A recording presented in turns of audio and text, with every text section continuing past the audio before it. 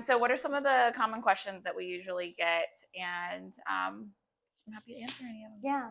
I think one of the main questions that we get is like, I think to start with you would be good was like, how did you get this all started? Like, where do you even start to start your business? And how Oh did you even gosh. come to this? So I mean, BLB started back when I lived in Ohio. My aunt passed away from skin cancer, but prior to that, I've always been like in the beauty. I've loved like makeup and hair, and like I always went to a tanning bed. I hate to admit it, but I did. It even got to the point where I was so addicted that I had like two memberships, like at one place and at another, because there was a law, and I don't even know if there still is one, but you could not go lay in a tanning bed like before 24 hours. So if you went at noon on Wednesday, you can't go until afternoon on Thursday. Mm-hmm. So it was crazy. So I loved being tan. And no one ever really talked about like just the awareness of what tanning beds can do to your skin. And so when my aunt passed away from skin cancer, it was a lot for me. And like immediately, I didn't want to lay in a tanning bed anymore. And I wanted to be able to still be tan because it made me feel good. I felt confident. I always felt like skinnier. I felt like my clothes looked better. It was just one of the things that was like a part of my like routine. And one of my friends back home, her name is Jasmine. She actually was doing spray tanning like part time, and she was working at a dentistry office.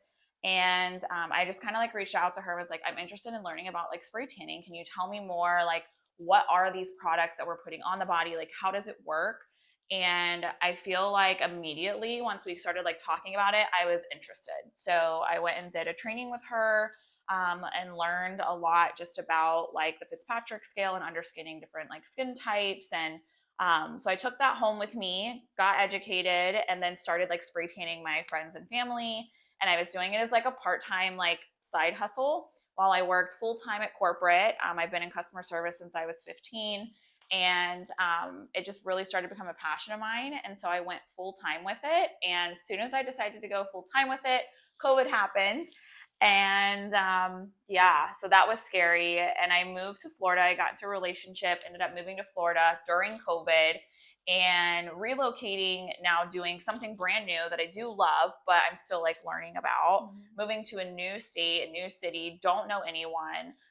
It was scary, but I just like felt like it was God's calling. Like, this is something you're passionate about. Like, you can still help other people. Again, I was in customer service since I was 15, so I love helping people, but it was just truly like my passion. And a lot of my best friends and stuff are all in the beauty industry, and like they do lashes and makeup and hair, and I'm like, God, what's my niche, but so I found it. So yeah, and then I moved to Florida and I rented a space. I met a girl, her name's Colette, and she owns Rare Body Studios. It's like the best Pilates studio in the Tampa Bay area. It is. And I rented a room from her, and I started in a very small space. I think the room was maybe like 5 by 7 square feet. And I just kind of grew from there. And I feel like just as like the word got out, we slowly started to build. And then I realized my books were full and I needed to hire. And I don't know, it just kind of took off. Yeah. Yeah, It that was a really lot. did. That was a word vomit. A little bit of background on me and how I got into spray tanning. Was there anything that you did that like really filled your books that like I know you've tried every possible idea out there, but do you feel like there was one thing that really stuck? I think the biggest thing that stuck that helped me build my books is truly like hit the ground running, like be hands on. I went door to door and dropped off business cards. I know it seems so old school, but it's truly like you can call someone or shoot someone an email, but there's nothing personal behind that. They don't know you, they can't put a face to a name, they don't see your personality, they can't feel your energy. And I feel like that's the biggest thing when you're trying to make a connection with your community is you have to be hands-on. You have to like introduce yourself, tell them what you do, offer a free service for someone to try. Because for me, I always say like when the clients come in, like you're a walking billboard. Mm-hmm. And so it has to be perfect. Because if you look great, you're going to run into somebody else that's going to compliment your tan. And then they're going to ask you like, oh, did you get that from the sun or whatever? Mm-hmm. And they're going to just start spreading the word. So I feel like truly like door to door, dropping off business cards, getting involved in the community was the biggest thing. That's true. Yeah. We still have clients to this day, like, I've been with Brittaney since day one. And I love Yeah. hearing that too, because it's amazing because they get to see how much you've grown. And then they obviously trusted you too, and us, because there's a lot more girls than when you just started. I know. We have like 20 team members now. It's insane to like just sit back and think. And I think for me too, I recently watched this movie that's on Netflix right now. It's called Nona's. And I have like an Italian background. And so family is always very big to me. And especially growing up, we were really close knit. And then after my grandmother passed, I feel like our like family gatherings started to really just fall apart. But anyways, I watched this movie, and it's basically about like a family heritage. The grandmother passes away, and now like everybody's kind of like dispersing, and he's trying to find like something that gives him like passion again to also still like represent his nona. And he ends up opening up an Italian restaurant. But it shows like how hard it is to go through like business where you have like ups and downs. And so just watching that movie, it just really hit home with me, and I like cried in my bed watching it, because you don't, I guess for me, I'm so like go go go go go, like what's the next thing, like what else can we add to the list, that sometimes I don't like stop and like soak it in and like take in like the growth that's happened, and just the connections and things that have been made. And so even sitting here today, it's so crazy, because I'm like, I really truly started like in my best friend's lash studio back home in Ohio. Like I put a little curtain up in her welcome area, like no bigger than where we're sitting right now. Yeah. It was a curtain like trapped on the wall, and I just made a little corner with my spray tan tent, and she let me spray tan out of her like waiting area. And to now be like sitting in our own like welcome waiting area. Comfy chairs. I know, comfy chairs. It's my aesthetic. Like it just feels like home, and that's what I want people to feel when they walk in the doors. They just feel like home, comfort. Of course. Yeah. When did you feel that you got to that position where you were like, I'm ready to hire someone? And was that hard for you to like, knowing that this is like your baby that you've grown and worked so hard for, like giving them that space to perform the same? Yeah, I would say, I mean, I'm definitely like, I'm a Virgo, so it's like I'm very like particular about stuff and very OCD. So for me, I think I got to a point when I moved to St. Pete, it was maybe the first like 6 months, it was rough. Like, you're like open like weeks on end, no one's walking in the door, and you're like, what am I gonna do? You're like freaking out. And me and Colette, because I rented a room from her, and she had just moved here from New York, like we sat on the floor like crying, and we're like, how are we gonna like get people in the door? And then the second one person books, I'm like, oh, and I like would stay there from open to close, because just in case like someone like wanted to walk in and wanted to know like what we did. And I think that getting to that point where I know I just got lost. What did you ask me? Well, like having someone, like hiring someone. You got to that point. Yeah. So like after like 6 months, and when like the book started to grow, I was there open to close. So I have a really bad problem not telling people no. And I just wanted to make sure I was available whenever they wanted me. So it was like, you want me there at 10 p.m. at night? Done. Like I will be there. And so I was working, I had my books open Monday through Friday from 8 in the morning until 9 p.m. at night. And I didn't take a lunch. Like it was just like back to back to back. And I think at that point, like my boyfriend at the time was like, you need help. And I'm like, but I don't know if I can trust somebody to like come in and like spray the way that I spray, or treat these people the way that I treat them, But I was like, the only way I'm going to grow is if I brought someone else in, and I just have to train them the exact same way. And as long as they follow my method and they spray the way that I spray, and like I can train them on the products and things like that, that it should work. So we tested it out, and I hired one person, and then it's like, okay, I guess I need to hire like another person, because that person can't work open to close with me. So like I need to make sure they have like personal space, even though I don't have personal space. And yeah, it just like slowly started to pick up from there, and it was like adding one more person, and then she got busy, and then I had to add another person. So yeah, that's kind of when it was probably like 8 to 10 months in. I was like, I need help. Yeah.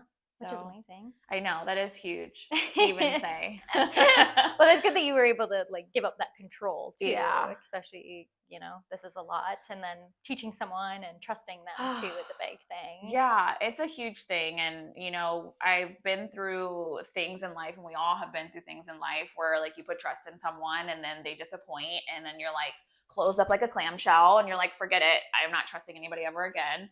And even in business, I went through that. And like, I think I, you know, put myself back in like a really tough shell.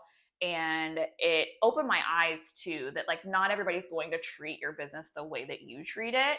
However, like finding those right people and you just know it. Always following your gut as well, I think is very important. Mm-hmm. Even with the hiring, I mean, Court, you hire people, you know, I don't even do like the hiring anymore. I trust her enough to hire people like, for the business. Britt, okay, I think this is a good one, but I don't like this. You know? Yeah, I mean, it's like, I mean, the biggest thing for me that I tell Courtney all the time is like, if people, we can teach people how to spray. Like, we can teach you the technique, we can train you on our products, but if you cannot make myself or Courtney comfortable, like in an interview, I can't teach that.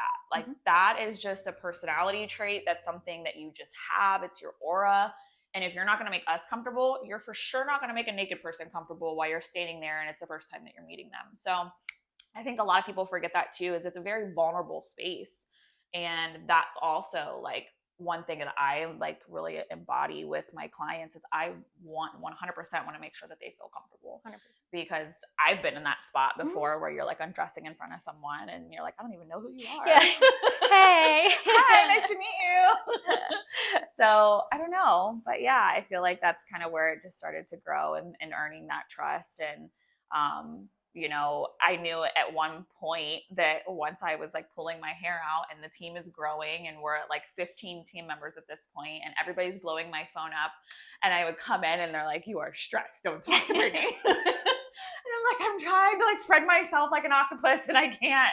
So it was like even growing there and creating the position and needing like an overhead manager, like that was a realization, you know, for me too. So I know. And it worked out perfectly. Perfect timing. I'm so grateful for you.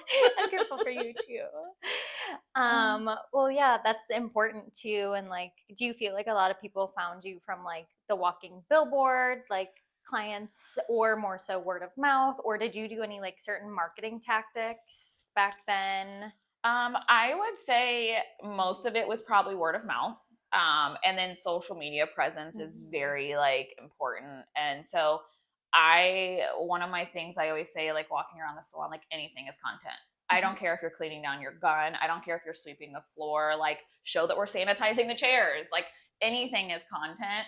And so just staying active on social media, I feel like is very important. When I first started, I posted a shit ton of like before and after photos. I asked every single client, can I take a picture of you?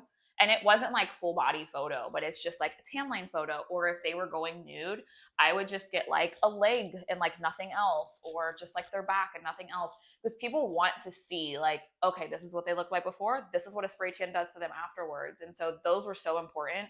So it was like a part of my routine. Like I would bring them in the room. I would tell them this is where they undress. Is it okay if I take a photo before? That way you can see your immediate results. Like that was like my thing. So that was how I got content. And I wasn't afraid to ask because the answer's already no if you don't ask. So I think just social media presence and then really just like word of mouth and again, being kind of involved in the community. Of course. Yeah. And staying up with the trends. Yeah, I know. I feel like they're always changing. That's another topic for another day. But yeah, so this was, I really feel like very informative, a little bit just on background history and stuff too. And maybe in the next segment we can talk about a little bit more diving in on like things that, you know, work within the business, things that don't work, trial and error and stuff like that, because I feel like that's also really important. And so many people, you know, if I can save an extra year of time and someone doing something, you know, wrong or something that worked for me, I would love to continue to help people out. So yeah, perfect.